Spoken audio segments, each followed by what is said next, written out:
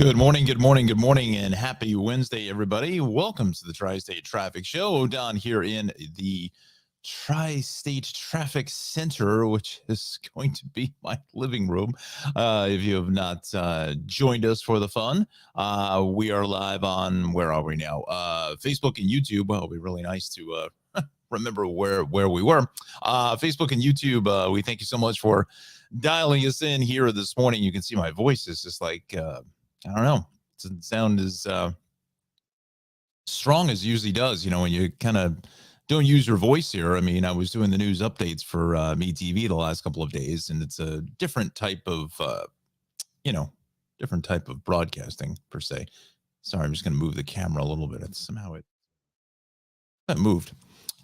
Anyway, thanks so much for dialing us up here at 7:23. We're going to go towards 9 o'clock this morning. And again, we're live on Facebook and YouTube. Comment section will be open here in just a couple of moments. Take a look at our traffic scene towards the end of the week. Again, weather watchers are on their semester break. So they're on their break. So we're going to be not getting the weather reports from them until probably mid-January or so. So we have another couple of weeks. John also is off for the holidays as well. So happy holidays to John and all the weather watchers over at Rutgers in New Brunswick. So we thank them so much for all the work that they've done here in the last, let's see, what are we, May 9th to 7.5 months or so, all 141 episodes of the Tri-State Traffic Show. So we thank John for all the great work that he's done, kind of spearheading everything, putting that all together. So we'll go to the National Weather Service for the forecast for some huge changes in the forecast for the end of the week. Big holiday travel day. I have to see what my plans are for Friday evening. We may come on. I have some physical therapy I have to go to. So we just have to see how long that will encompass. But we may come on depending on, which way the weather kind of rolls. Or maybe, honestly, you may even come on Thursday night and see where we're at. But we're full 24 hours away from that. So we'll check in with the National Weather Service on the forecast coming up here at 7:45. And I want to thank our sponsors, which we will now go ahead and put in for the big broadcast. And again, I think, as I mentioned to you, we have going to schedule out the interview with Darley sometime in January. So that should be a lot of fun. So definitely hit the bell notification there, and we'll let you know when a new video goes live. Where are we now? Oh, we want the other brand. Go. And at 8:45, we will show some of Alexandra's wedding cake pictures. She got the official photos back from the photographer. Wow, spectacular pictures. So we will show those in about an hour or so at 8:45. And there's Alexandra right now. Good morning. Good morning. Thanks for joining us. So again, we'll show your pictures here at about 8:45. If that works for you, I think that should be pretty good. And then we'll kind of round up the show there, getting towards 9 o'clock. Let's see now. What do we want to do? Going. Oh, well, let's just go to the maps. Got distracted there for a second. Okay, so, the next couple of days, I think, we'll start to see some lighter than normal volume. Kind of seeing that a little bit, except for the Garden State Parkway now. We'll start in New Jersey. So we've got a couple of things happening. So we've got the Parkway southbound exiting at 136, an overturned vehicle. That exit very well, and I could see how that could happen. It's a pretty sharp turn if you're coming in pretty hot. Route 18, southbound Edgeboro Road. We have a camera there. I don't know whether Connor is with us here this morning, but take a look at that. Alexander says that works for her. Excellent. Very good. Anna, buenos dias. Good morning. Welcome to the show. 21 north of Division Street, it's McCarter Highway in Newark. Watch for a crash there. So first, let's go to the 18 crash. Let's see if we're able to bring up anything with the cameras this morning. Computer is running hot again. Something here. I know Connor sent me the information. They're still, well, they're looking for it. That's going north. So I have a feeling it was cleared. I have a feeling it was right at that intersection. That's the reason why that camera was there. Um, yeah. So if I had to take a guess that probably is gone, but let's see if the traffic. No, we're not back to the turnpike, so that's fine. Let's do this now. Let's go to the cameras in the parkway.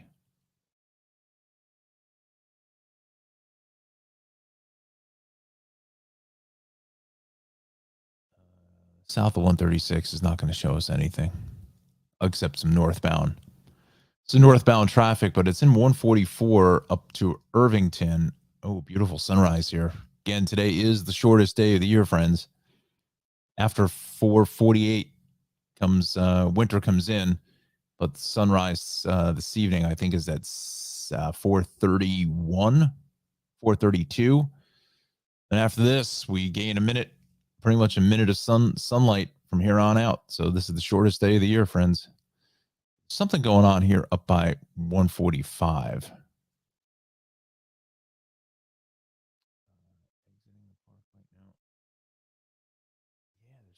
There's definitely something happening here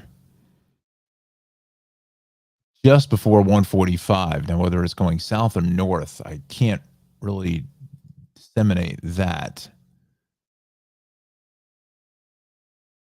If I had to take a guess, I don't know. I just don't know. I'm thinking it's probably north. Crash is there. Here's the tower at 142, and that's jacked up all the way through to basically up back to the toll plaza. And here's 144. That's, you can't really see anything. And then this is all tuned up here, getting into 145.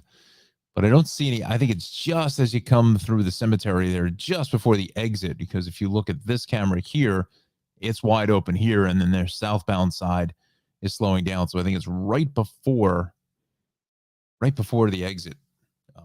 Got something working here. All right, so 7:29 now is our time. That was just a very quick preview of what we're dealing with here this morning. North on the eastern spur is a little bit heavy here, getting up to 15E. 9, a little bit heavy as well. Westbound 24 is crowded in 287. When is that not? 80, a little sun glare now starting to work into the picture. As you come into exits 39 out to 41 or 42, getting a little sun glare in Rockaway. Eastbound 46 is heavy into the Route 3 merge, and then eastbound Route 3 is heavy 21 over to 17. 17 south, Rochelle Park, 208 south into Fairlawn, Ford and Teaneck. Again, this is just all normal stuff. 206, a little bit busy here. Through Hillsboro this morning, 287, 78. Things are fine. Parkway, Turnpike, there's the 18 delay, but looks like the accident is now gone. I imagine they probably would take that off of the list, and they did. Back here, again, Central Jersey, 195, that all is in good shape. So is the Turnpike. 55, 42, still on the brakes, getting up into 295 and westbound 76. Ben Franklin is doing. Ben Franklin a little heavy into Philly. Chesilhurst, Atlantic City, AC Expressway, 55, 4322, Route 9, and the Parkway. Delaware Memorial Bridge, that's all good. Parkway through Atlantic Ocean, Monmouth County. That's all going to be clear. Connor, good morning, sir. Nice to see you. We showed your Route 18 camera there at Edgeboro. Looked like it was slowly improving from some earlier delays. Let's go to the bridges and tunnels now.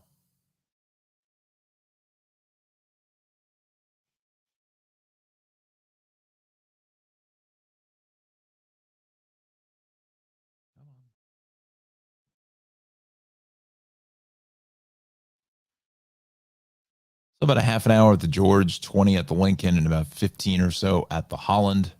Let's bring New Jersey Transit. See what we're up against now.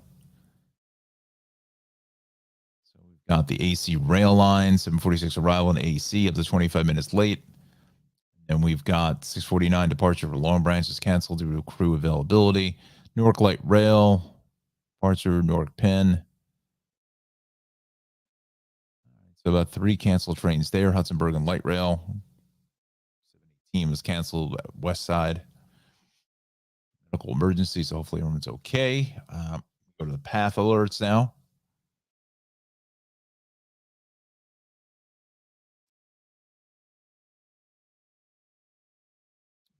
Journal Square Concourse elevators connecting platform with tracks 1, 2, 3, 4 are back in service after earlier outage.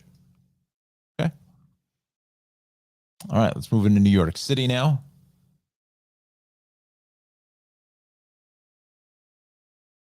So last time we did our first boys basketball game. Just for clarification with the chat room, just maybe you could say exactly which. So Connor works for one of the public access stations. It's East Brunswick, Connor. Do I have that correct? Forgive me if I've got that wrong, but or is Piscataway? It's one of them. One of the local access TV stations he works at. So they did their first basketball game. Was it live? We're using the live view. Okay, so New York City is fine. We've got some eastbound Staten Island Expressway traffic with some sun glare coming across the Verrazano. And yes, I was correct. East Brunswick TV. They do a nice job there at East Brunswick. So eastbound Staten Island Expressway is heavy getting across the Verrazano. And then again, as we make our way on up to the Gowanus, all the way through Industry City, and then across the top of the world and the Prospect, all the way through the BQE to the Brooklyn Bridge is heavy. That's just normal stuff, nothing out of the ordinary. Williamsburg Bridge, a little heavy getting off at Delancey Street. Southbound BQE is heavy Queens Boulevard down into the Williamsburg Bridge. Ed Koch is going to be about 10 minutes or so. Midtown Tunnel is kind of wide open, actually. FDR Drive heading south is a bit busy here at the RFK, and southbound side of the west side is busy coming off of the George. So we go west on the Grand Central is heavy here at LaGuardia. North on the BQE, pretty heavy merging in with the Grand Central. LIE through the fairgrounds is heavy, all from Casino Boulevard into Queens Boulevard. Eastbound heavy out to the Clearview. Both ways of the Jackie Robinson heavy at Q, and then both ways of the Van Wyck here. As we get up to Hillside Avenue is busy. The belt going west of the airport out to Cross Bay is busy. Then again into Flatbush Avenue. Normal stuff. Looks like we may have a crash here north on the Cross Island now. Getting out by UBS Arena. Up by the racetrack. Let's go to the state cameras.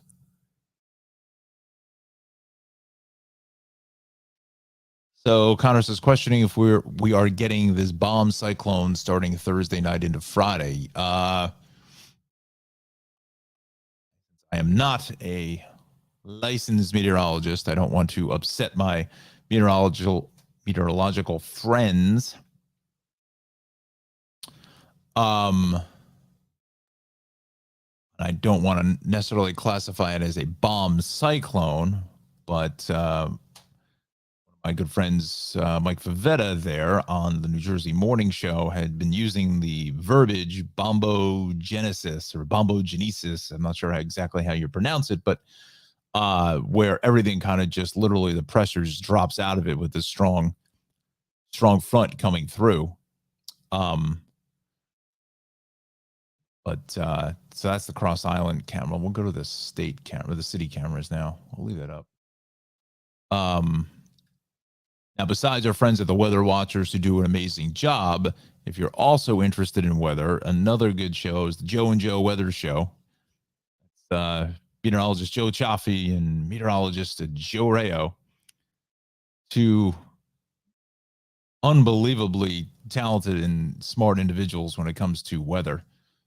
Joe Rayo had worked for I believe, the Hayden Planetarium for quite some time. I don't know if he was a presenter or he may have been the president of something.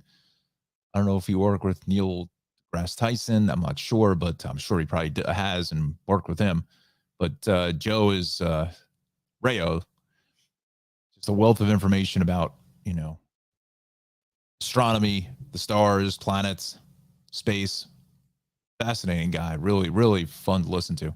But if you're looking for a little bit deeper dive, another good weather program, and I will recommend them, is the Joe and Joe Weather Show.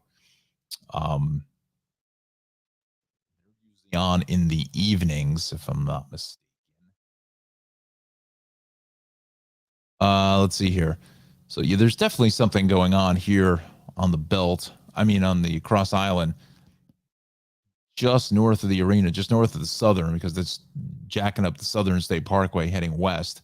I imagine that will head to the lists here very shortly. Let's do this now. Open up another tab. Long Island incident page now. Broken down vehicle on the LIE West at exit 34. It's not tying terribly. It's about it. Southern State, just some general volume here going west on a 109, 135. LIE West at 135 is heavy. Northern LIE is good. Meadowbrook, Wantagh, all in the clear. Suffolk County, traffic is definitely down. West on the LIE as you get out towards Vets Highway. Little bit backed up. And we go out towards Suffolk County, the LIE 25. Same thing with Sunrise Highway heading East Hampton Bay, Southampton, Watermill, Bridgehampton. That's heavy.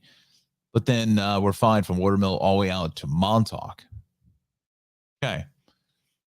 So let's bring in the Connecticut page.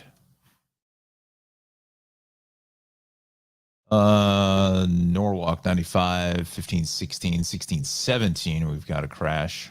Lane is out.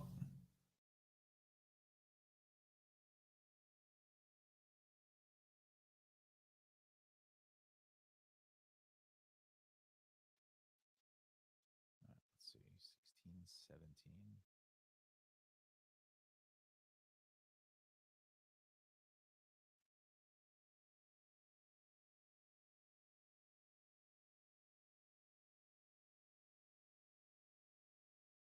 There it is there. Right lane is shut. Let's go to the maps now.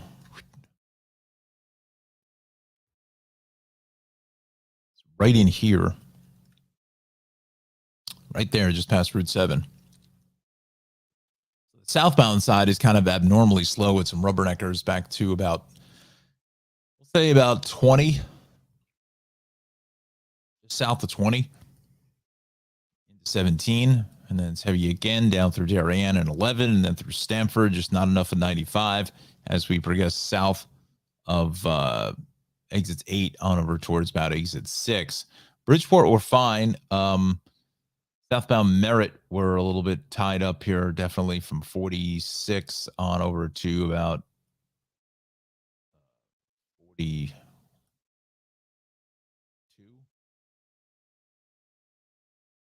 41, pardon me. Brush up on my Merritt Parkway exits. It's been not a while, but it just 46 to 41. Okay. South of 40 on over towards about 38, 39, 38, 38, 39, whatever it took. Anybody can tell me what movie that's from, please post that in the comments. We've got northbound on the Hutch. We got some busy traffic here this morning through Eastchester. Be abnormally heavy there. Looks like we may have a crash here at Wilmot Road, just north of Mill Road. West on the Cross County is heavy into the Sawmill. 287, that looks pretty good. East is a little bit heavy here, heading out to 684. But southbound on the thruways, still fairly congested from about 13 down to 12 into 11. Widen things up. The thruway is good. Route 6, 84 is fine. But westbound 84 looks like we've got some issues here. Getting past there, really.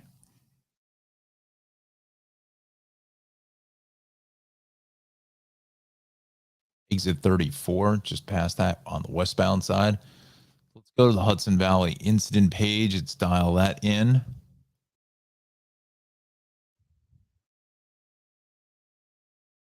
Bridge hit in the Hutch north at Wilmot Road. That's what we showed you there. 84 eastbound by the Taconic, and in Putnam, 22 crash southbound, one lane at Sodom Road. Beacon Bridge is fine. That's a new crash going west on 84. 84 west into Brewster's a little heavy. 684 into 22 in Katona. That's going to be a little bit solid there. Yeah, so you kind of grasp the picture. You know, we're probably down in volume by about 20% or so. That's, you know, about it. Let's see. Connor says, but anyways, glad Giants won on Sunday. Yes, just kind of hung on there and, you know, win at Minnesota this weekend. About the only thing that may save the Giants from Minnesota is that Minnesota is what, 11-2, 11-3, something like that, or 12-3, something like that. So they may be resting some players because they're clearly in the playoffs. They're, you know, that's a done deal. So, but tough ask going to Minnesota to get that game. And of course, the poor lowly Jets at 7-7, who desperately need to win everything in order to get into the playoffs, gonna have to play on Thursday night with all this weather that's coming in. It could be just an absolute deluge of water on Thursday. Can't even catch a break there. Being at home. So as we talk about the weather here coming up on 7:45, first let's do this. Let's show you some of the reporting stations. But again, you got to take this with the grain of salt because it's an hour old. And again, the National Weather Service, of all things, has not turned the clocks back. Don't ask me why. So this is really the reporting station is 6:53. Again, in about 10 minutes, we'll probably should check it in again. But you can see it's definitely a cold start out there this morning. You know, Islip at 27, Kennedy at 27, Central Park at 28. You know, everything is below freezing here. Trenton, Mercer County, 22, Somerville at 19, Gabreski at 15. Let's go to our favorite Monticello at 11 degrees. This weekend, I imagine that 11 could be close to 0. It's going to be frigid. Montgomery at 15, all in the teens there. Let's go to South Jersey. You check out that Atlantic City page. Still in the 20s. Nothing over 30 at all. Right across the board. Cape May, Wildwood, 25. EC at 22. Ocean City at 27. Philadelphia, 28. Head out to Long Island because I think it may be a little warmer on the East End. Yeah. 33 at Montauk, and that's because the water is kind of a little bit of a blanket, I think. 20 at East Hampton and 28 at Block Island. All right, so there's some of the reporting stations. Let's go to the National Weather Service page this morning. Let's go to, come on, find your local weather.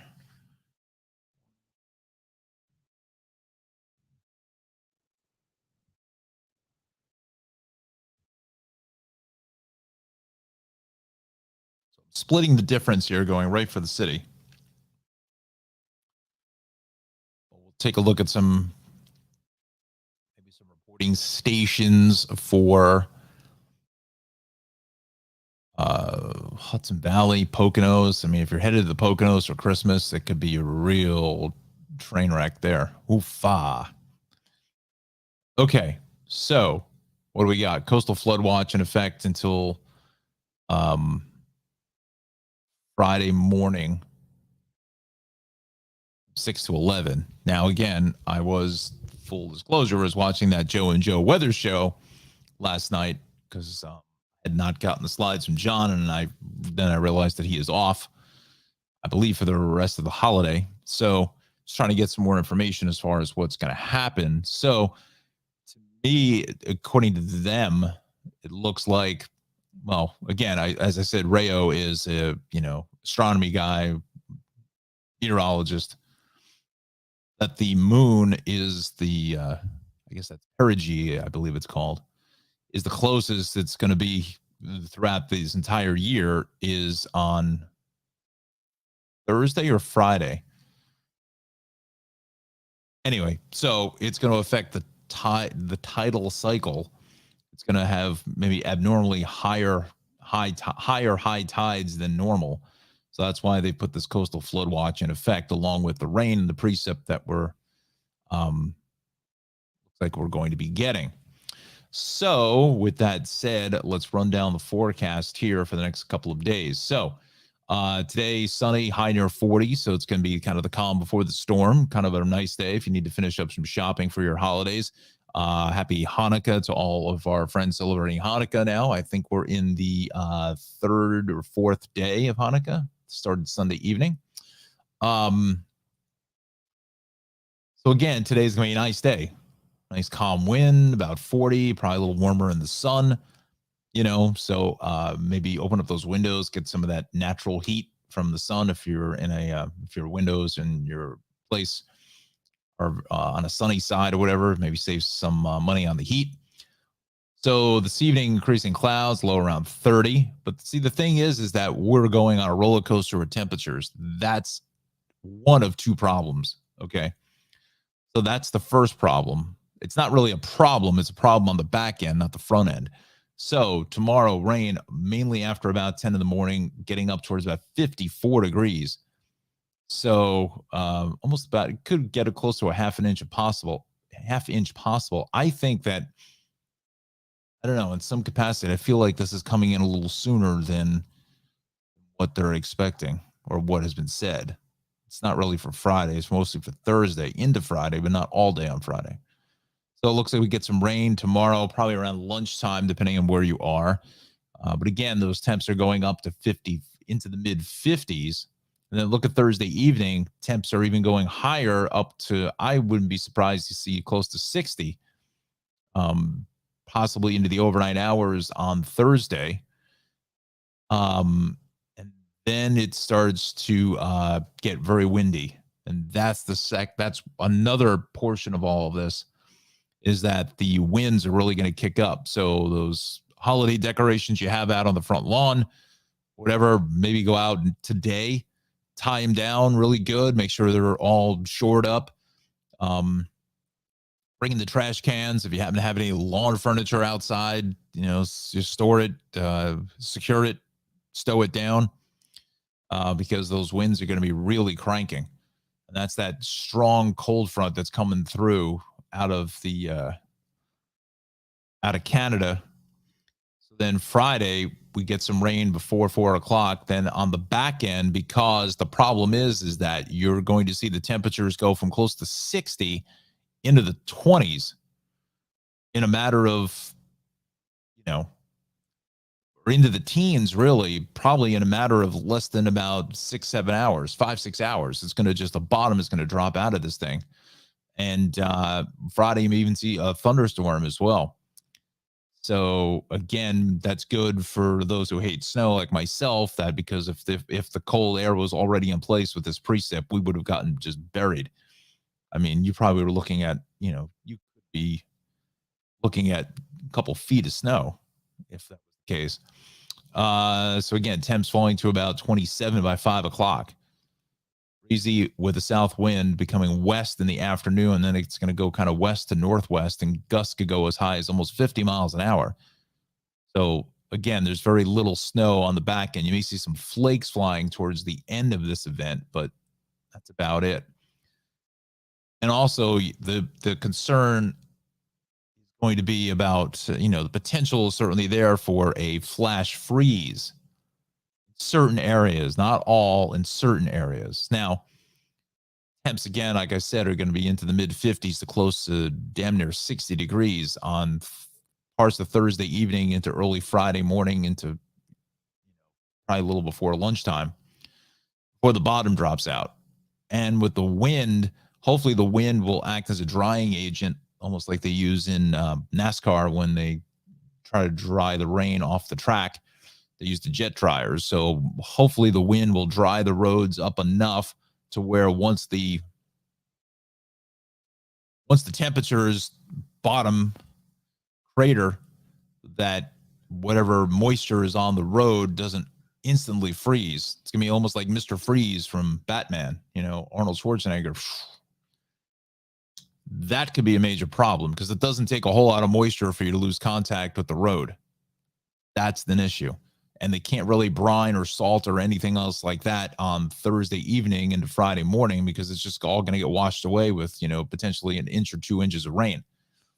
So that's the problem there, that hopefully the rain shuts off, the precip shuts off, and the winds do kick up for about 2-3 hours or so, dries up the roads and dries up the sidewalks and so forth.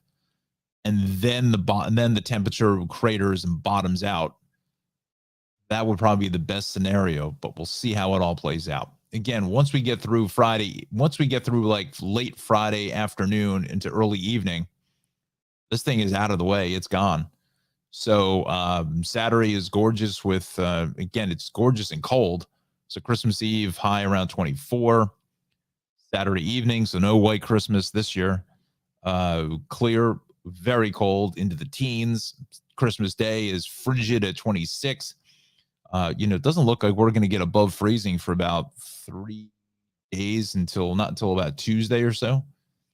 But it's clear and sunny. So kind of this, cold front is bringing this cold, dry air in, and it's just going to kind of sanitize the entire atmosphere for tri-state. So, we'll see how things go. I think really the worst of it really is going to be Thursday evening, probably from about 4 or 5 o'clock straight through Friday morning till about maybe lunchtime or so. And hopefully things will shut off. Let's go to the radar. Let's take a look and see where our front and precip is. Obviously nothing here in the tri-state for now, but we're talking about,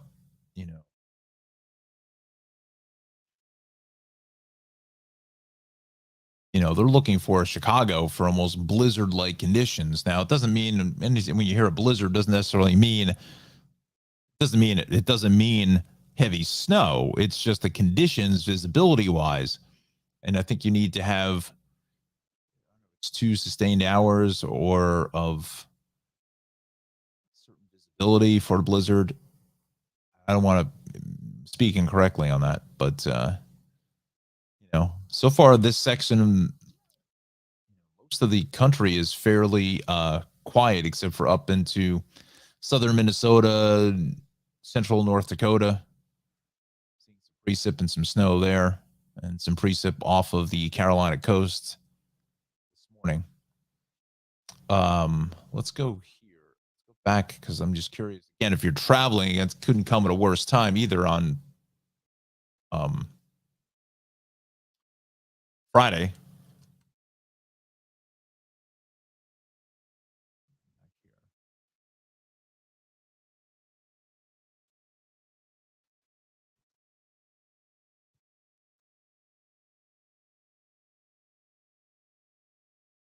Cook County, Illinois. The reason I say that is because Chicago is a major hub for airlines going through the central part of the United States. They have a winter storm watch in effect from the 22nd of December, from tomorrow at noon until Christmas Eve at 6 a.m. So it's now 18 degrees now in Chicago. So it's just going to crater here. Slight chance of some snow this evening, and then Thursday, snow, areas of blowing snow. That's the problem. It's almost like blizzard-like conditions there from Thursday straight on in through Friday, and maybe even in towards Friday evening. I mean, look at the low temperature is 1. That's how much cold air is behind this. So Against precip, new accumulation on Thursday, 2 to 4 inches there. Again, it's not the amount of snow for a blizzard. It's the wind as really the visibility. Widespread blowing snow, mainly after midnight on Thursday, early Friday morning. Low around -2. That's how cold this area is. Wind chill as low as -28 in Chicago. Boy, that's cold. Gusts of up to 50 miles per hour. Scattered snow showers on Friday. Saturday, areas of blowing snow. Again, just because of the breezy conditions. High near 10. Saturday is around 1. These temperatures are just insanity. Saturday, it's only going to be 10 degrees. Friday, the high is only 3. 3 degrees. 3 degrees. Wow. Hey, now. Hey, now. Let's see if we can bring up.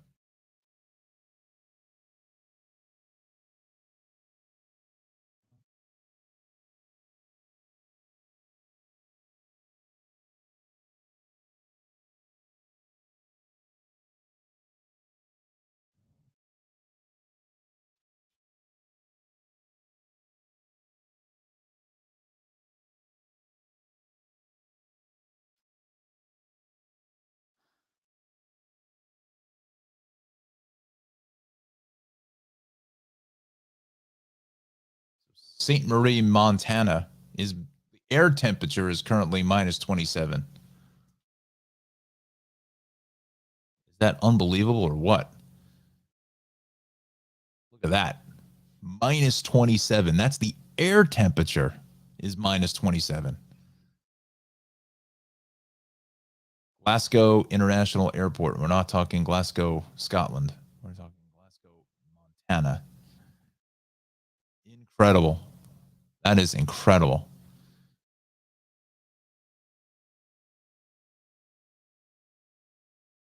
Look at Thursday, low around -36.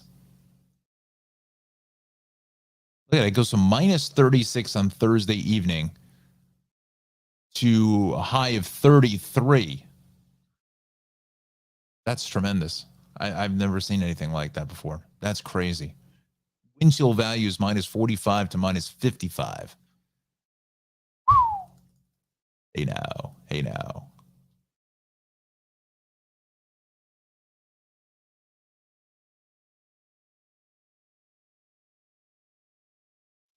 Let's do this. I know we're supposed to be doing traffic here, but weather is going to be an important factor in all of the fun that we've got coming up. So let's see.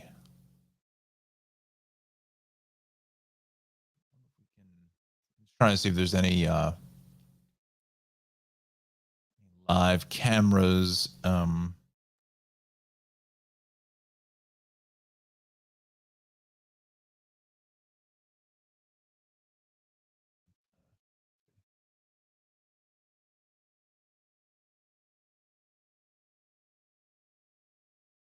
Gatlin River in Big Sky, Montana. A commercial. Of course. Why not? Let's get a commercial. Well, it just looks cold. I don't know. Oh boy. This is Jackson Hole, Wyoming. That just looks cold as well. Frigid weather. All right, friends. So it's 8 o'clock here on the East Coast, of the great United States. You're watching the Tri-State Traffic Show. Welcome. We're live on Facebook and YouTube. Please jump into the conversation and join us here this morning. We are going until 9 o'clock this morning with our traffic conditions around the tri-state area. We'll dial in and see where we're at here this morning. So again, weather is going to be a big part of conversation going forward, going from Thursday straight into probably early, late Friday, probably Friday afternoon. So good 24 hours from about lunchtime tomorrow through about lunchtime on Friday is really, I think, going to be the worst of what we'll see. But again, when I say the worst of, I mean, we're looking at temps close to 60 degrees with rain. It's going to feel like spring on tomorrow. So, there's no chance of anything freezing there until sometime on Friday. I want to thank our sponsors again. Maxim Motor Cars LLC, Cranford Vanilla Bean Creamery, as well as Travels with Darley, and also the Shaved Cave in Clark. So we thank them for sponsoring the show. I think at 8:45 we'll do another check of the weather. We'll do our full sponsors at 8:45, and then we'll show Alexander's pictures. Maybe talk a little sports and wrap things up at 9:00. How does that sound, friends? So let's go to the maps here, or the incident page from our friends at DOT. We've got a turnpike crash here, northbound, south of 4. All lanes are open. Property damage in the Parkway south, north of Route 1. Broken down vehicle on the car side of things, southbound exit ramp at 12. Turnpike southbound, north of 4. Okay, we got that one. It's both ways, really. And then a water main break on 26, or by Howell Lane in North Brunswick. Everything is shut. So let's go to the Route 1 thing first. Good old Route 26. Hard pressed to figure out that anybody knows that it's 26 Livingston Avenue. So it's right in here. That's where that's closed with a water main break. Now, over the weekend, it's certainly possible. I think is extremely possible that, the ground is going to be warming up fairly quickly over today, tomorrow. And it's going to, when the bottom drops out of it, it's like, just literally sticking something in the freezer in a glass container or something. So we may see more of the water main breaks around the tri-state area in earnest over the Christmas weekend. So we'll see how that plays out. Let's go to the Parkway at Route 1. There is a camera there, but DOT has actually moved it. Another situation here.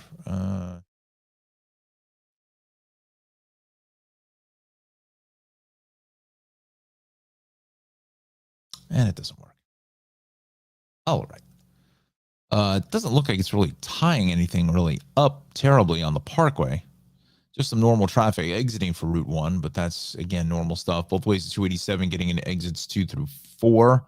And 5 is heavy. 18 is awfully crowded here, getting through Piscataway High School. It's probably dropping the kids off this morning. 287 south of Route 28 in Boundbrook, and Somerville is a little bit busy. Morris Avenue is all tuned up here as we get out. Looks like we have a crash out past Liberty Avenue, just past, that's where the old ShopRite used to be there, on the corner of Morris and Liberty in Union. That 78 seems to be fine. 24 West is tuned up here from the Short Hills Mall. And then getting up into 287 eastbound, some sun glare coming down the hill into Columbia Turnpike and Florham Park. What else is new there? But 46 and 80 seem to be fine. 80 Denville, 39 to 41. That's a little bit on the brakes. Eastbound 46 is heavy right at Route 3. Looks like west on 46 we may have something here, getting west of Paulson Avenue as you head out to the Parkway. Both ways of 80 is busy in Patterson this morning. 20 coming into Route 4 and Broadway, that's busy. 208 is heavy here, getting south of Glen Rock and the Hawthorne into Fairlawn. Both ways of 4, a little busy up by the Riverside Square Mall. 17, as you get out towards Rochelle Park. Central Avenue, that's busy. Turnpike seems to be fine. A little crowding north of 46, and then up to past the Vince Lombardi on the western spur. Eastern spur is all jacked up here, coming from 14 into 15E. Crash on the ramp. I just don't know what ramp that is. Let's go to Turnpike cameras now.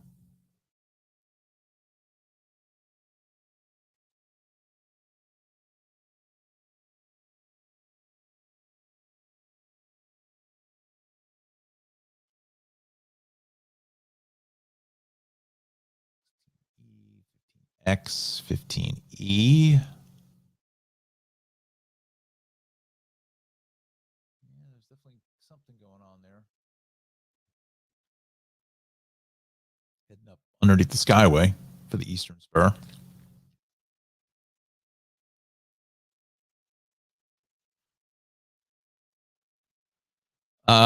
South Jersey again, we're moving well. 29. Trenton Tunnel is busy. Heading up to the Capitol for State House workers. Even 4255, just a minor brake check there, but that's really going to be about it.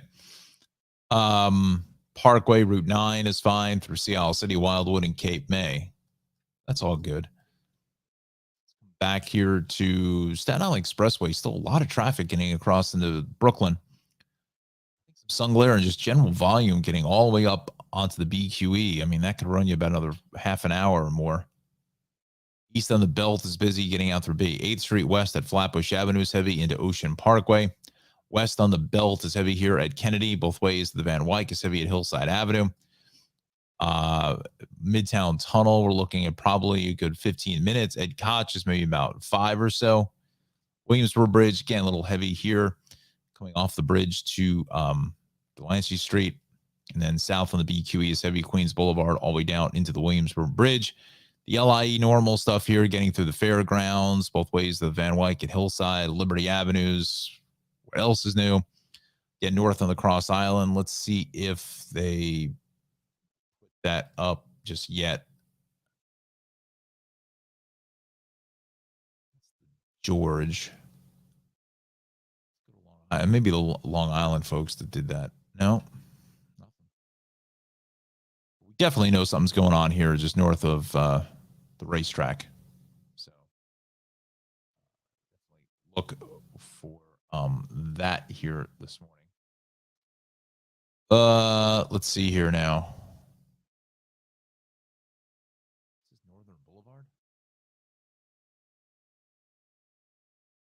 Yeah, Northern Boulevard over at Utopia Parkway. Looks like I may have an accident there. Let's go to the Bronx. Southbound Bruckner is heavy into Hunts Point, west in the Cross Bronx, both ways into 3rd Avenue. Crash here out by the George.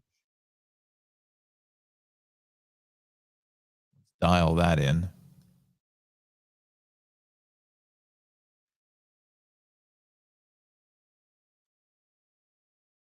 The Deegan South, the Depot Plaza.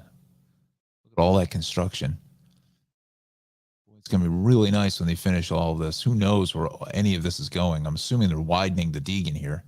I mean, this is catastrophic, just a mess. Wow. You can see that this is going to be the permanent wall here, and same thing on this side. They haven't even touched yet or working on it. So 8:10 is our time. Welcome Facebook and YouTube. That's where we're at here this morning. Please dial us in. Again, both ways here over by the Deegan on the Cross Bronx is heavy. Some of this is sun glare and volume.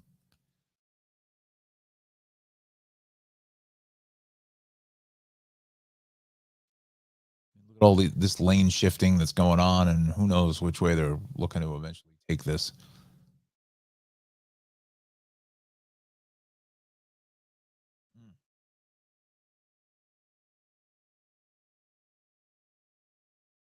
You come down here, and then it just bottlenecks itself into 3 lanes again.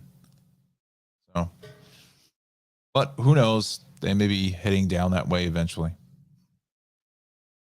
Let's see here now. Hey now. There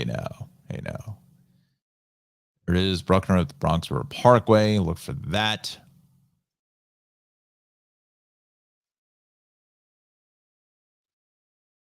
Back to the maps now. You know, the Deegan just south into the Cross Bronx is heavy. Bronx River Parkway is good. North on the Bruckner extension here, getting into the Hutch is a little bit busy. South on the Hutch, looks like we have a crash here. Out by Westchester Avenue, East Tremont. So look for that. I don't think there's any cameras there. Maybe. south coming towards us at Westchester Ave. So that's definitely heavy. There's definitely something going on there. Low bridge ahead, no trucks. Okay.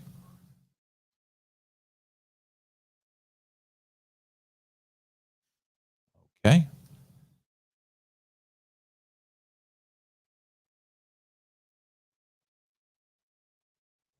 There. Don't see anything there.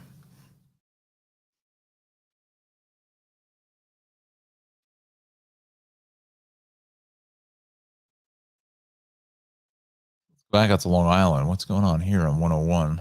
Which is, I forgot what street this is. Port Washington Boulevard, a little heavy at Beacon Hill Road.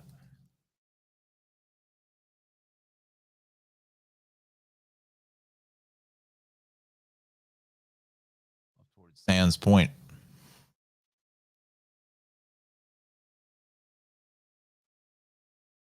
For the most part, Long Island's fine, except again, it's whatever's going on to this cross island that, nobody can seem to figure out what the deal is. As you can see, you can't really tell there.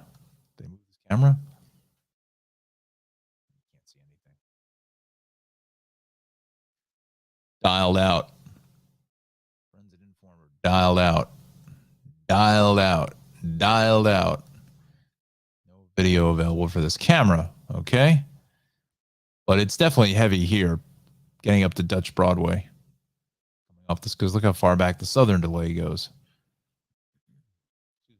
Yeah. Ugly.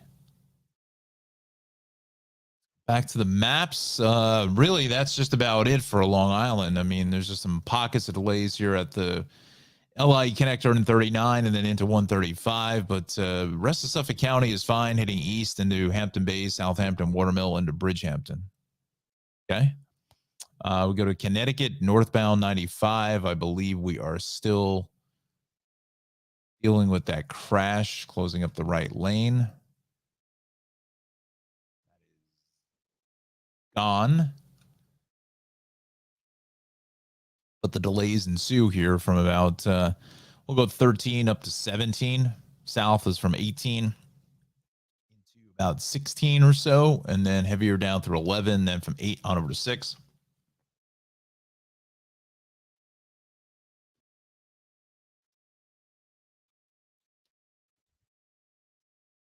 Heading on over from 8 on over to 6 is going to be a little bit busy. Westchester County. Again, north on the Hutch, it looks like we've got something here. As we take a look at Wilmot Road, we know about that one as a crash there. West in La Crosse County, heavy at the Sawmill. New England Thruway 287 eastbound out of exits 2 through 5. This is kind of the normal bacchanal of traffic.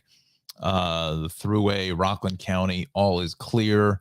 Orange County is fine. 84 is good. Beacon Bridge is clear. 84 through Upper Westchester, Dutchess, Brewster, 684. Again, traffic is going to be moving very, very nicely. Very nicely.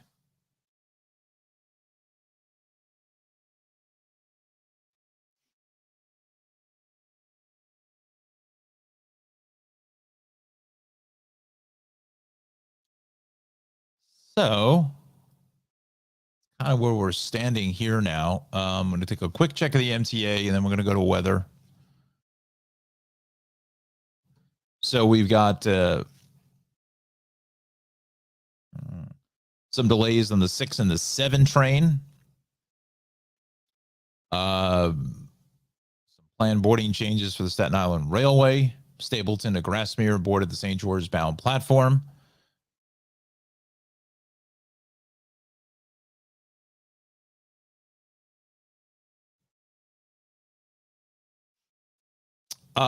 Let's see, the rails, Long Island Railroad, Metro North, everything is on or close to schedule there. So that is some very good news.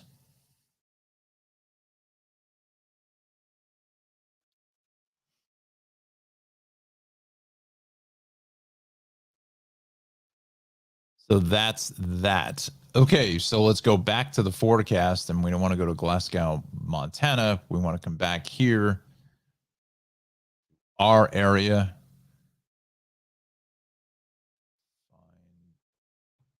Forecast.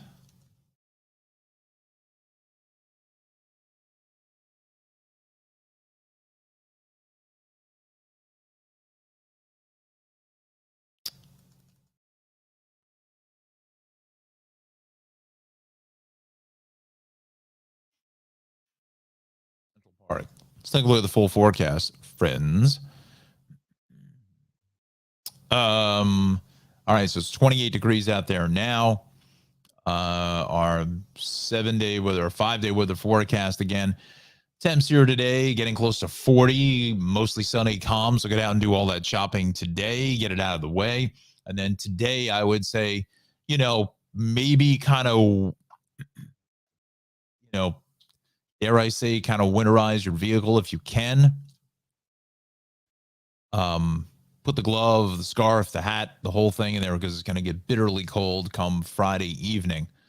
But you're going to be, in a false sense of security because temps are going to be rising through later this evening into Thursday into early Friday morning. We could, in some places, I would imagine, get close to 60, 57, 58 degrees, but there's going to be plenty of rain and precip on the way, at least an inch or two on its way here for Thursday evening into Friday. And I'm thinking the worst time probably will be from, late afternoon tomorrow into lunchtime on Friday. And then things are going to just shift and the winds are really going to kick up. That's the other issue with this situation is that the winds are going to be just cranking from, first from the south and then from the east, from the north and the west, really from the north eventually. But,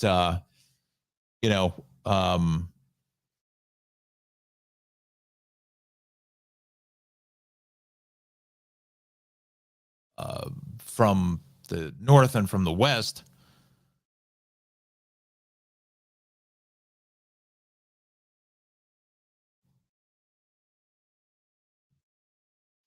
and it's really just going to basically just going to crater the temperatures, so you could potentially have a flash freeze potential. It's the elements are there, but we'll see how much the wind kind of dries up the roads and really the wires and stuff like that too, because branches and things are going to be the things are going to be coming down all over the place. So now again, with no leaves on the trees, it'll make it a little bit easier for the wind to kind of just cut through the branches there. So hopefully that will help. But the problem is that the ground is going to be extremely saturated come when the wind really starts to kick up, and it's going to be warm. So on Thursday, trees, that could be a bit of a problem. Again, there's no leaves in the trees, so it'll make it a little bit easier. But I would imagine you probably see some trees that are going to come down because the roots and everything, kind of just loosens things up with that warm weather. But so we'll see. So again, plan your travels accordingly. We may come on Thursday evening. We'll see.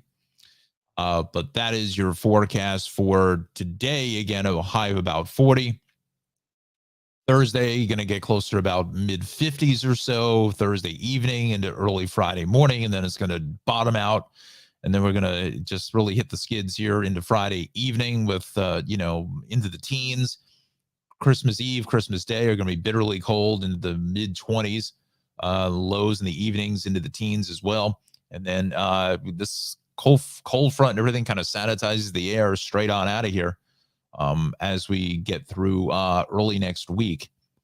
And in some forecasts, I think I may have seen that it may actually reverse itself and start to warm up towards New Year's. But we're a little ways away from that. We shall see. So get out and do that shopping if you can. Alexander says Aaron and her are doing some last minute shopping later on today. I think that's a wonderful idea to do that. Definitely get out and get that done. If you have any outdoor decorations,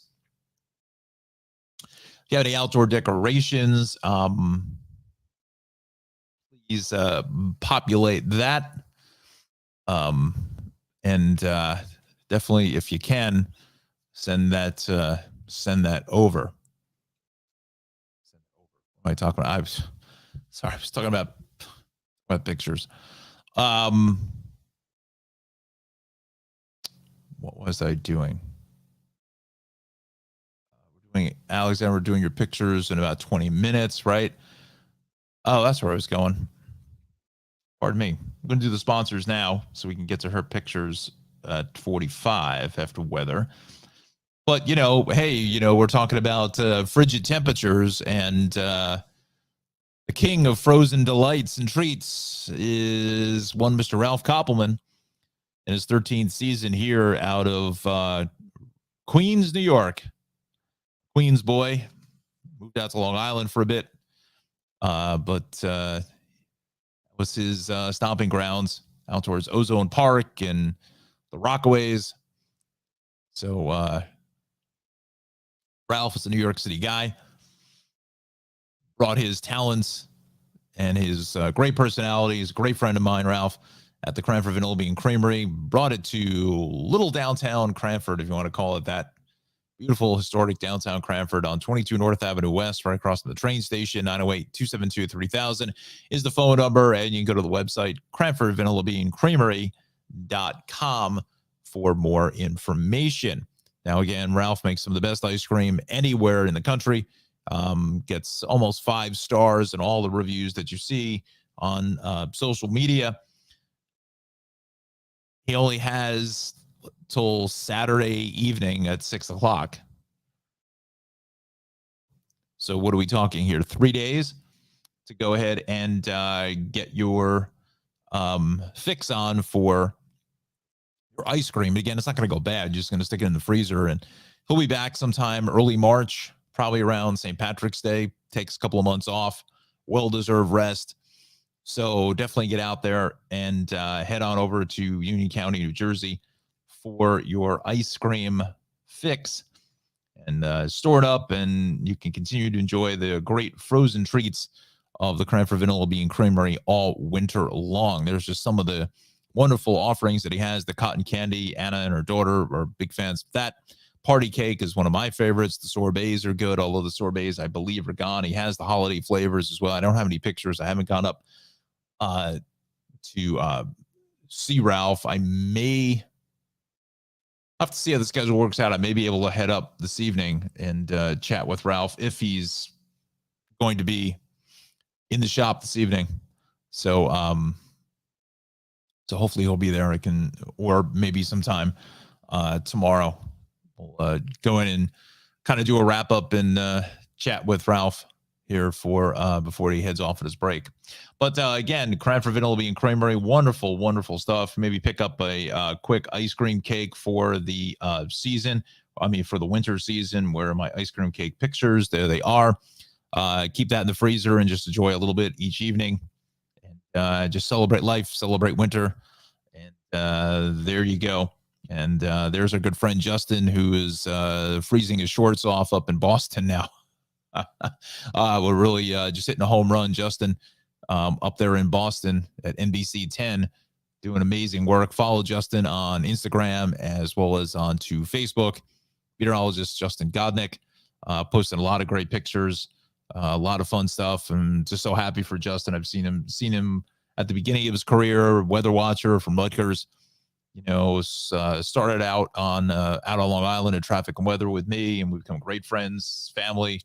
Just amazing guy, amazing family. So it's good to see great things happen to great people. And Justin is certainly one of them. And so is Ralph as well. Opened up his little ice cream shop here in downtown Cranford back in 2010. And it's been just a blockbuster hit ever since. So, just fantastic stuff. And again, if you're looking to get the ice cream, please head over to 22 North Avenue West in Cranford, Jersey, 908-272-3000.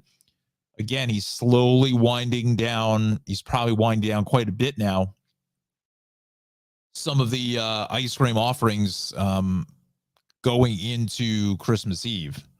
So if you're looking for something, I would suggest you call, find out if you're looking for a cake, again, he's probably not. I'm assuming he may be making a few more cakes for Christmas Eve, but he's probably winding that down as well. Going to just sell out of the stock that he has before he closes up shop on Saturday evening. So just keep that in mind. I would say it's worth a call before you head on over. So we thank Ralph for sponsoring the Tri-State Traffic Show. We also want to thank our friends over at the Shave Cave, not too far from Penelope and Cranberry. 908-325-6283, 1471 Rat Road in Clark, New Jersey, conveniently located right off the Garden State Parkway, exits 135, 136. Head over there for all your manly grooming needs. Maybe pick up a couple gift cards there for someone special in your life who wants a great haircut, hot towel shave. I'm sure they had a lot of fun with the World Cup the last couple of weeks. Argentina winning there in penalty kicks against France. Lionel Messi gets his World Cup. Shave Cave, definitely a great place to go. It's a classic barbershop with a modern twist, modern feel to it, and the place is packed all the time. So head over to the Shave Cave. Talk to my guy, Omar, 908-325-6283. Alex is the owner, proprietor, and some of the other fine fellows there, the cutters. Definitely tell them you saw it here on the Tri-State Traffic Show. We've also got to talk to our friend Nick and Anthony out there in Morris County. Let me bring up, I don't have their business card. I should, or I don't. So we got to bring up the web page now. There is Maxim Motor Cars, 973-620-9060, West Clinton Street 303. That's Route 15 in Dover, New Jersey, out in Morris County again. Looking for a quality, affordable used vehicle, head no further than Maxim Motor Cars. As a small inventory, so let's put it that way. Very, very limited inventory. I mean, right now he's only got 3, 4, 5. He's got 8 vehicles, but he's been populating quite a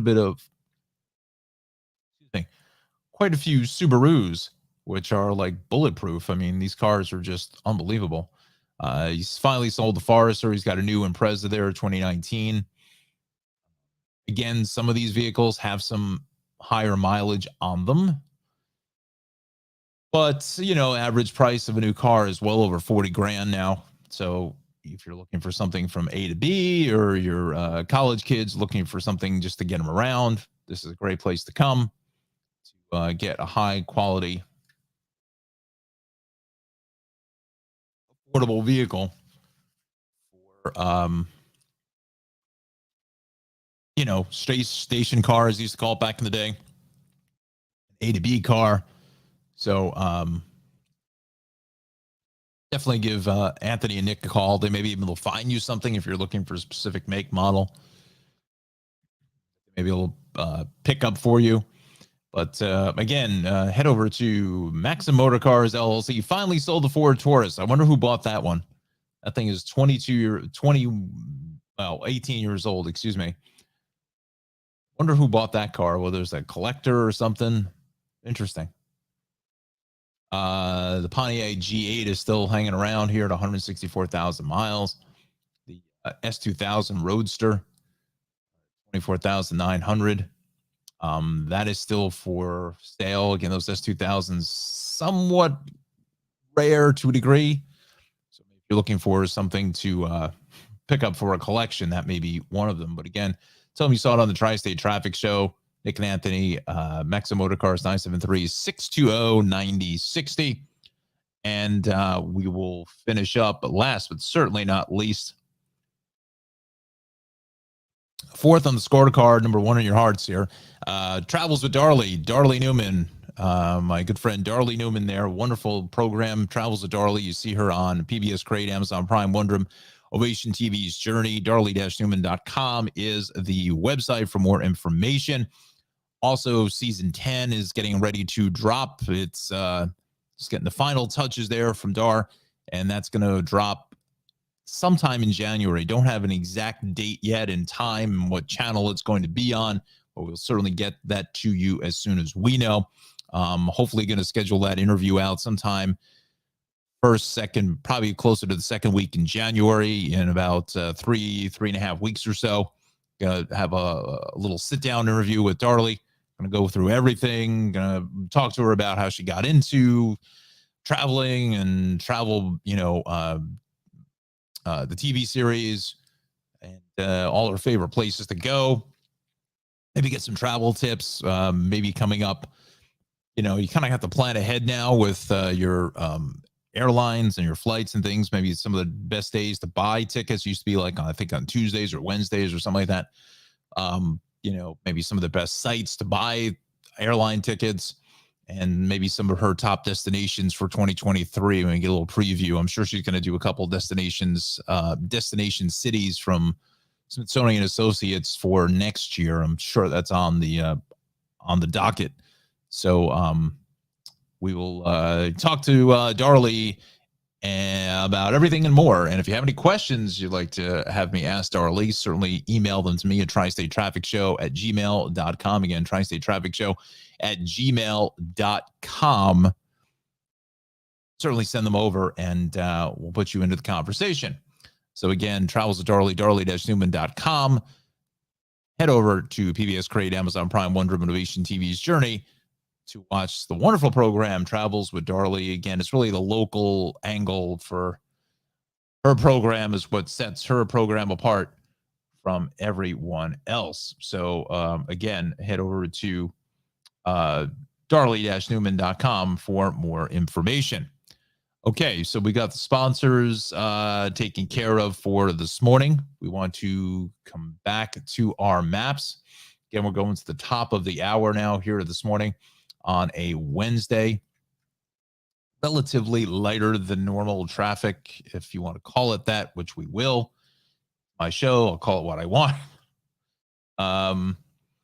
So, all right, so here's the rundown. 8:45, 11 minutes from now, we're going to do a final check of the weather.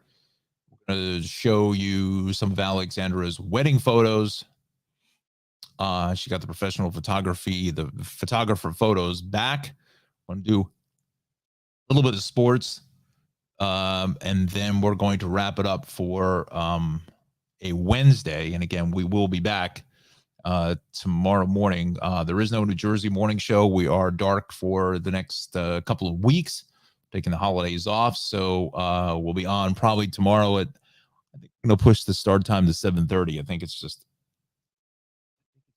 easier, quite honestly, instead of 7, but we'll see. So hit that bell notification and I'll let you know when we go live here tomorrow and Friday. And again, potentially Thursday, we may come on live with some cameras and things like that, just showing the rain and so forth, through the tri-state area if we have any flooding and so forth. So we'll take a look at that. And again, let's do the PSA. There are still some leaves that are out there. Clean those drains out.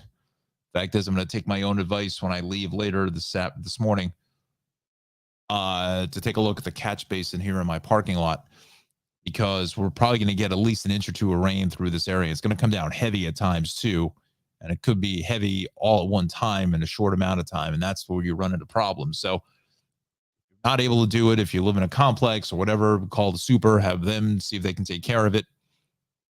If you notice some drains that are on your street that are having that look like they're clogged, and you physically can't the means to do it, which is certainly understandable, give your local municipality a call the DPW, the Public Works, and they'll hopefully be able to put it on the schedule to come out and clean out those drains so we get that good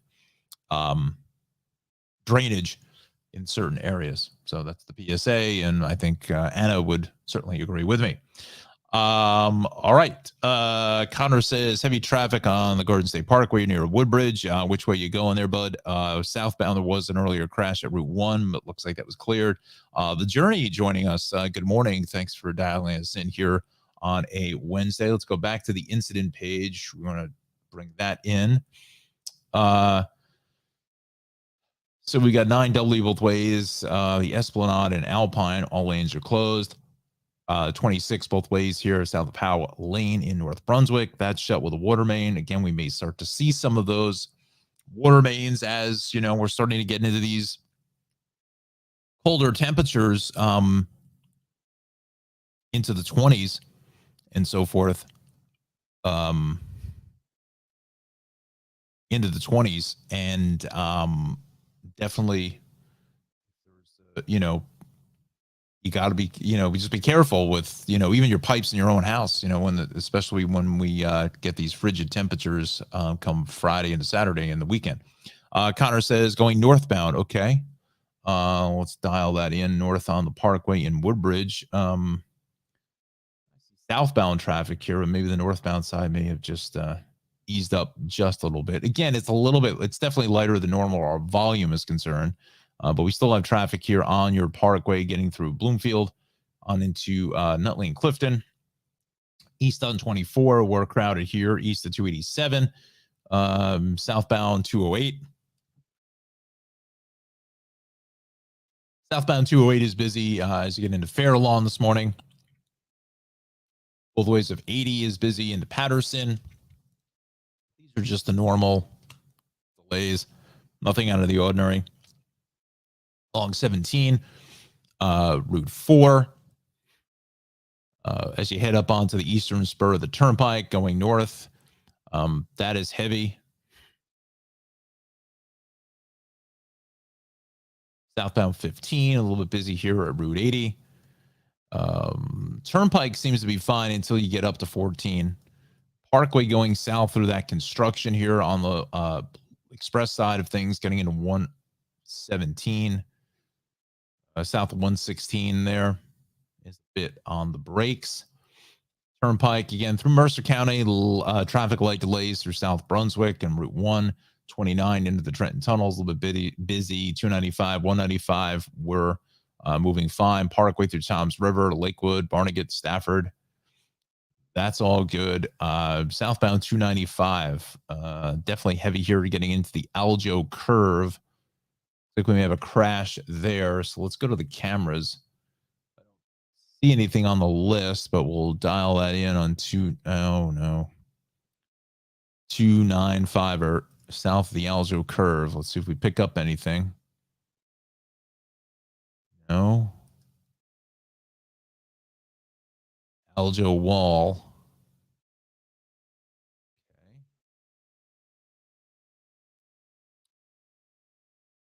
Tunnel exit going north. Okay. 168. North there, I think. It's heading south. So looks like if there was something there just getting onto the southbound side, that exit onto 42 South was probably cleaned up here at this point. All right, so all the way down to Cape May, Wildwood, Ocean City, things are going to be fine.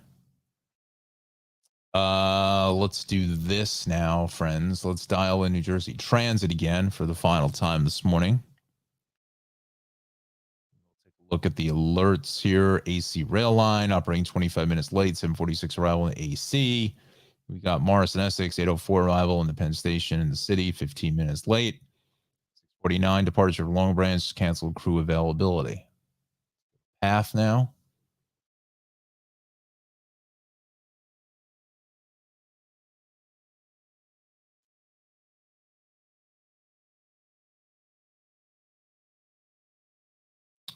General Square Concourse elevators connecting platform with tracks 1 and 2 and 3 and 4 back in service after an earlier outage. Okay.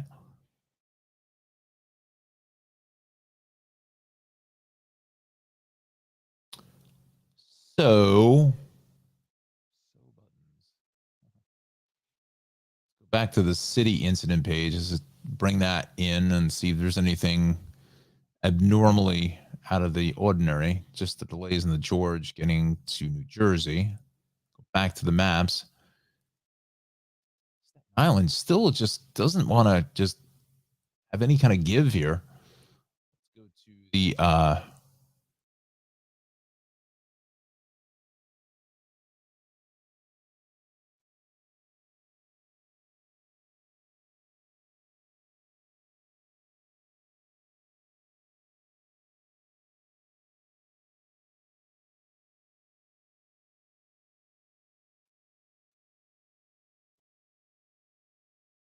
coming east. I think they moved the camera in for some purpose, but I don't know what. It's coming east as well on the left. That's pretty heavy both ways there. Maybe just with that lane shift coming through Richmond Avenue. That's probably what it is there. Then getting off of the Brooklyn bound side of Verrazano, that is going to be crowded. Inbound side of the Gowanus all the way up onto the BQE. West on the Belt, getting past Ocean Parkway is heavy. As we get through Williamsburg Bridge is busy. Southbound BQE is heavy getting out to the Brooklyn Bridge. Southbound BQE is heavy here at the Kosciuszko Bridge. So is the lower roadway, the LIE. Midtown Tunnel, about 15 minutes, about 6 or 7 here at the Ed Koch. The FDR is just crowded here south into the RFK. West side is busy coming off of the George. We'll stay in the Bronx. The Bruckner is heavy getting onto the elevated section through the construction, and then both ways the Cross Bronx, the 3rd Avenue. Southbound Deegan is heavy here at the Cross Bronx, and then north on the Bruckner extension getting into the Hutch. That also is still pretty busy. Back over to the Bronx at the Whitestone, a little bit crowded, but into Queens, both bridges are fine. West on the Grand Central is heavy here. Past on LaGuardia, LIE through the Fairgrounds is busy. Then east on the LIE is busy all the way out to the Cross Island. Cross Island heavy from Bayside Marina.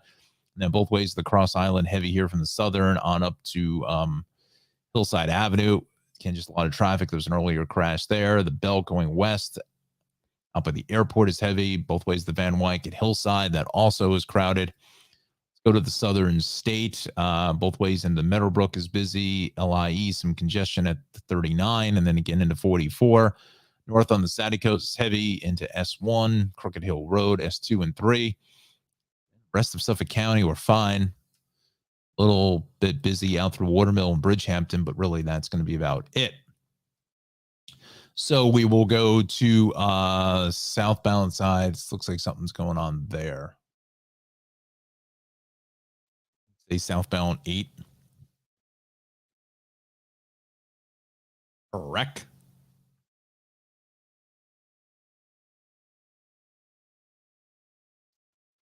That actually looks like road work here.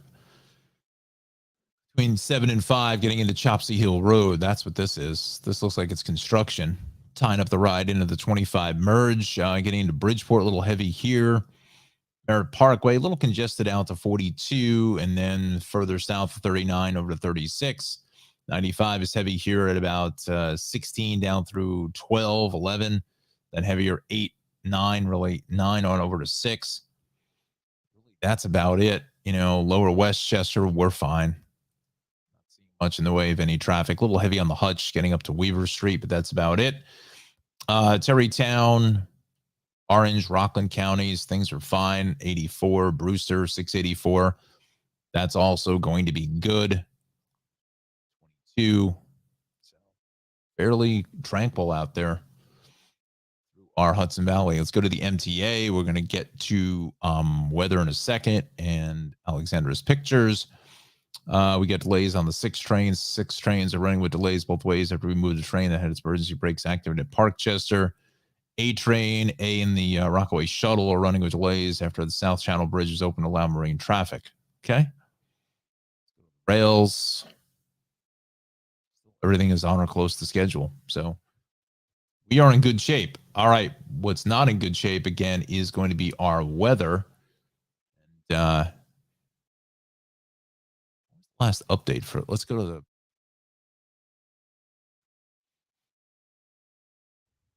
observation list here.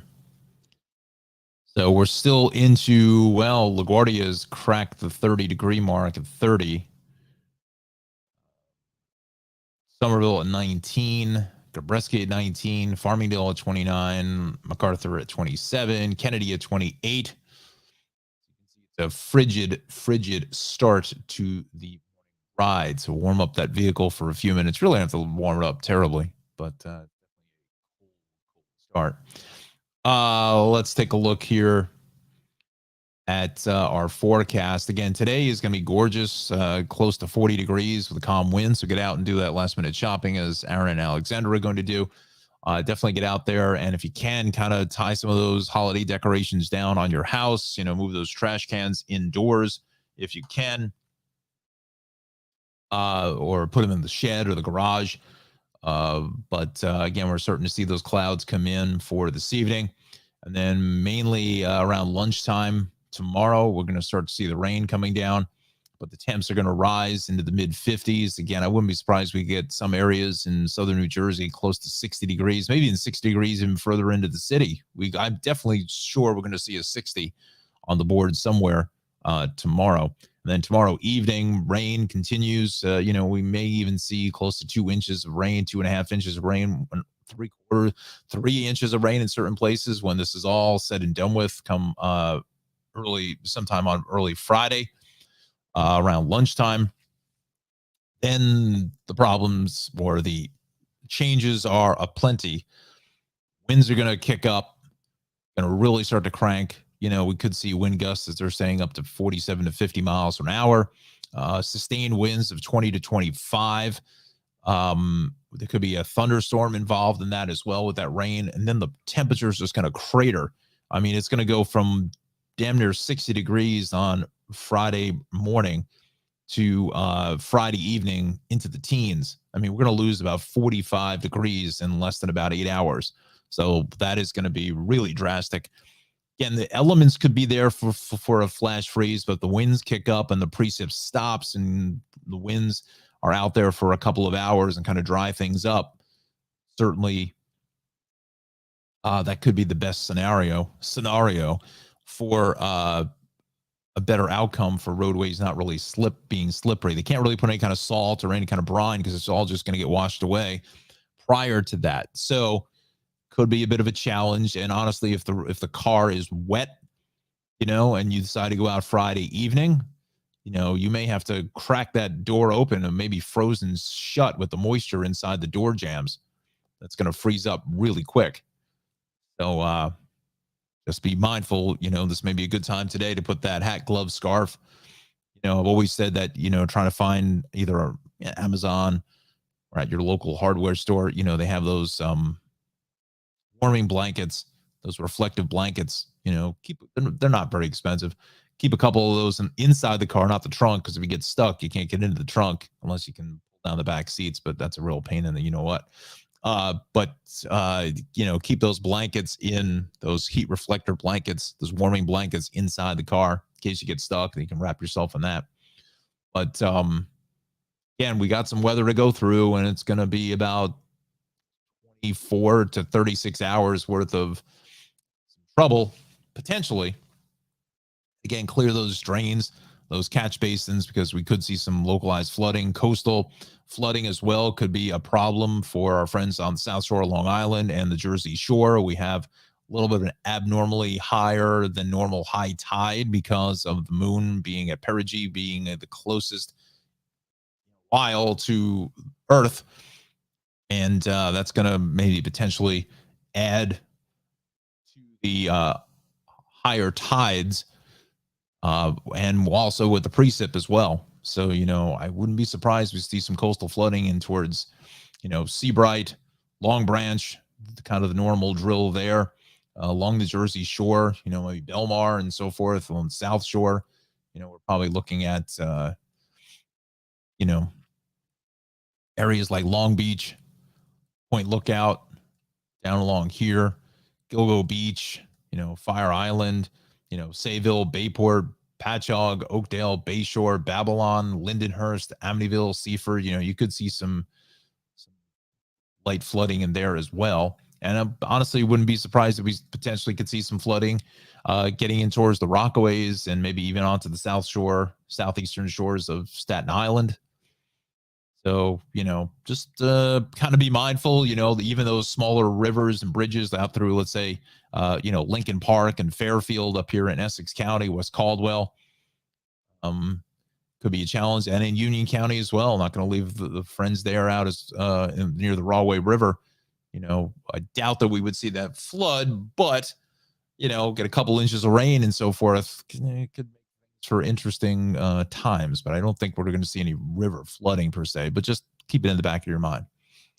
All right, so that's the gloom and doom. But then after that, we are looking really good as far as a precip. We are clear, bone dry, bone chilling weather coming in for Saturday. So Christmas Eve, Christmas Day, Monday, and Tuesday. We finally get over freezing, not until Tuesday. So we're going to be in the freezer here. So I guess that's maybe some good news that if you're having a party or whatever, you don't have to tie up a freezer with ice or keep the drinks outside and you keep them cold. Although they may start to freeze if you leave them out there too long, but you kind of have a nature's refrigerator and freezer at your beck and call for your holiday parties. All right. So with that said, and speaking of parties, our good friend Alexandra and Aaron, who recently were married, just got the photographs back from the photographer. And I want to bring up the red screen because some of these photos are in portrait mode. So we'll start off with the wonderful wedding cake. Look at that. Westmont Country Club.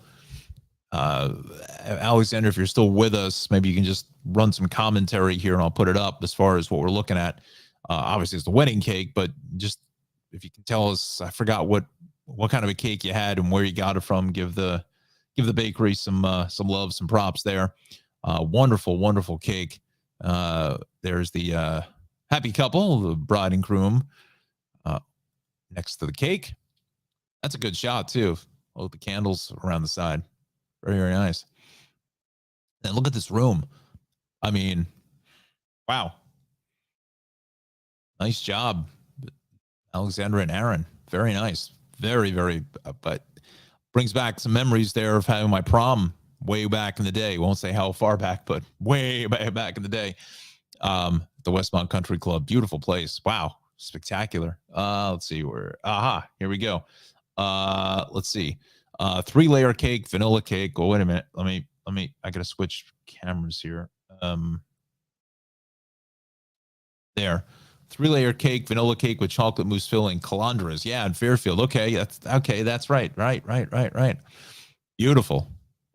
Delicious. Getting hungry. Didn't have much breakfast this morning. I was gonna cut open a pineapple, but didn't look too. Okay, it slowly went bad on me here, but I guess I just left it out too long. But there's the wonderful room. I don't know if you can tell us a little bit about the room there, how many people you had, and so forth, what your style, your theme was. But absolutely just gorgeous. Come here, take it down, and go back to the brand. Let's see what else. Look at that. Glass windows. Was that the I'm assuming that was your head table for you and Aaron? Kind of looks that way, but I don't know. Another shot of the wonderful cake there from Calandra's. Beautiful. And wow, that's a great shot too. Look at that. Dare I say it almost looks like a shelf cloud kind of with the sunset in the background. They caught the timing of that just right. Beautiful pictures, Alexander. Wonderful, wonderful, wonderful stuff. Great photographer. Want to give the photographer a plug as well? Certainly throw it up. I'll put it on the comments here. Let's see. This is the Continental Room. We had 170 people. So let me bring back the room picture. There it is. Wow, 170 people. Good for you. Congratulations. Look at that. Beautiful room. I mean, that's like out of a magazine. Wow. Now, if somebody wanted to, I'll just put it out there, Alexandra. How long was the planning as far as to get this room? I mean, did you have to book this a year in advance, 2 years in advance? I mean, what was the kind of the timetable in case somebody's watching and maybe would be interested in? And again, this is the Westmont Country Club in Woodland Park. Am I correct in my saying that? Others will call it West Patterson, but that's incorrect because they changed the name of the town. But for some of the old timers that may be watching, they'll probably remember it as West Patterson. But it is now Woodland Park. Comments here. And wait. Okay, I'm just getting ahead of myself. There it is. This is the, oh, nope. She says, correct, the head table. Beautiful, beautiful shot there. Connor says, oh my gosh, these pictures are great. That's certainly my sentiments there, Connor. Alexander says, photos and videos. Hang on. Photos and videos taken by Geophotography and Video based out of Leonia. Okay, so if you're in the market for photos, video, hit them up at Geophotography and Video. Obviously just Google, and I'm sure they have a website and phone number and so forth. Alexander says, thank you, Connor. And she says they got engaged in October of 2020. We booked the venue the next month. Okay, so just about a year, almost a year's time. Westmont Country Club. Beautiful, wonderful. Well, thank you so much for sharing these great photos, Alexandra. Wonderful stuff. Fantastic. You're extremely pleased with all the photo book and so forth. And did you have video taken? Like, I mean, I used to do wedding videos for a short amount of time, or at least I helped somebody who had his own company. And quite honestly, doing wedding videos is extreme. I mean, like back in the day, I mean, I'm talking 25 years ago. She says, yes, we did video. And she says, thank you for sharing my photos. We have so many. Yeah, if you got any others, certainly send them over. Video for a wedding, quite honestly, is again, I'm going back. Hang on one second. Geo has a guy that does the video. Okay. Again, I'm going back when we're using videotape, right? Videotape. It was really nerve-wracking, quite frankly, because let's just be honest. I mean, you know, videotape's a physical medium, so there was always the chance that the VCR or the video heads would get clogged, or the tape would get stuck, or you got a bad tape and it didn't record. And obviously, these are once in a lifetime. This is a once in a lifetime event. So, you know, it just got very stressful as far as just the gear and the equipment was concerned, using SVHS tape and then onto digital tape. So, you know, anytime you have any kind of a physical medium like that, there's always some room for error with the tape getting clogged, getting stuck, the heads get stuck or whatever. And it's like, oh my goodness. But now with digital, I mean, it certainly is possible that you get a corrupt file, but I think the stress factor is certainly a little bit less. But still, it's very stressful shooting a wedding. Let's put it that way. I mean, the gear has gotten so much smaller and so much more mobile and easier to move around, as I'm sure Connor can attest to in his work at East Brunswick TV. You know, it's to the point where, you know, your phone and everything else. I mean, I'm sure a lot of wedding photographers probably just use an iPhone and shoot everything on that. And again, all the stuff is backed up to the cloud immediately. There's no losing the video. You know, so it just makes things slightly easier edit standpoint. But again, doing video for a wedding, boy, that was the biggest problem. I'll be perfectly blunt and honest. Was the fact of the matter is if it was a wedding that I was doing and this was an outside job and I didn't know the family or the bride and groom, I didn't know them personally and I didn't know anything about the family. The problem is that unless you try to have a conversation with the bride and groom as far as who to actually interview, because we used to do interviews and things like that as well, who to actually interview, because I don't know anybody from one person from the next. They all, you know, I would know who's important and who's who and who's an aunt, who's an uncle, who's whatever. So that was another challenge, trying to find out the right people and make sure we didn't leave anybody out. But, you know, that was another part of it as well. But a lot of times they were fun doing weddings, and probably should have wore a lot more ear protection back in the day, because these, oh my goodness, whenever I decide to get married, it's going to be not a very loud affair whatsoever. It's just mind numbing when you go to some of these parties and things like that. Maybe just because I'm just an old curmudgeon right now, but it just gets ear splittingly mind numbing. Like you know, there's no reason for that. I mean, anyway, oh bastard, I guess I am right now. I don't know. Anyway, so let's run down some of the comments and we're gonna wrap up things here this morning. Alexandra says that we had a hard time finding a photographer that would take cash. Oh, interesting. Okay. A lot of vendors didn't want to take cash. I wonder what the situation is with that. Cash doesn't seem to be king as much as it used to be. I don't really, to be honest with you, I really don't use much cash at all. I'm kind of the opposite way. I use mostly electronic stuff. And for me, I think it's more of that there's some sort of electronic record of it. And in case there's some sort of an issue, you can have some sort of recourse. Not to say you can't have it with cash either, but I understand the idea of paying with cash too. Let's see here. Geo had a camera equipment and drone. Oh yeah, there you go. That's right. Drones. Yeah. These small little indoor drones are fantastic for weddings. Yeah. Good stuff. Forgot about the drone. I got to get my drone license. Connor says back in the old days used to be very hard to manage to record on tape, but now everything is 21st century. It is. That's right. Anna says amazing pictures. Absolutely. Alexander says thank you, Anna.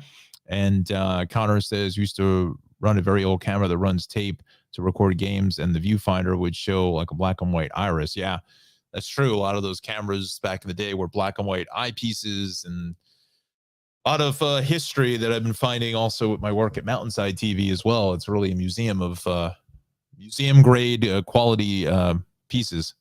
So but anyway, Alexander, thank you so much. Congratulations again to you and Aaron. Thank you so much for sharing the pictures. I'm sure everyone is excited to see the photographs here on the Tri-State Traffic Show. If you have any others, certainly send them. If anybody has any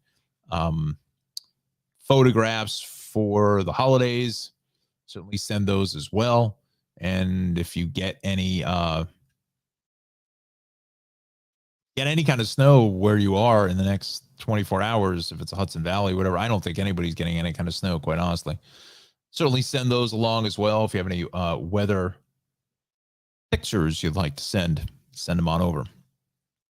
All right, so let's get ready to wrap this one up. Again, Tri-State Traffic Show. Please like, subscribe, hit the bell notification. We're at 126 subscribers. Picked up one last night. That's great. We're going for 200 subscribers and 200 episodes, and the clock is kind of counting down fairly rapidly. We're at 141 here. So, Connor, if you can pass the Tri-State Traffic Show to some of your friends there at Middlesex College, although I think you're on your break as well, or some of the friends there at East Brunswick TV, that would be much appreciative.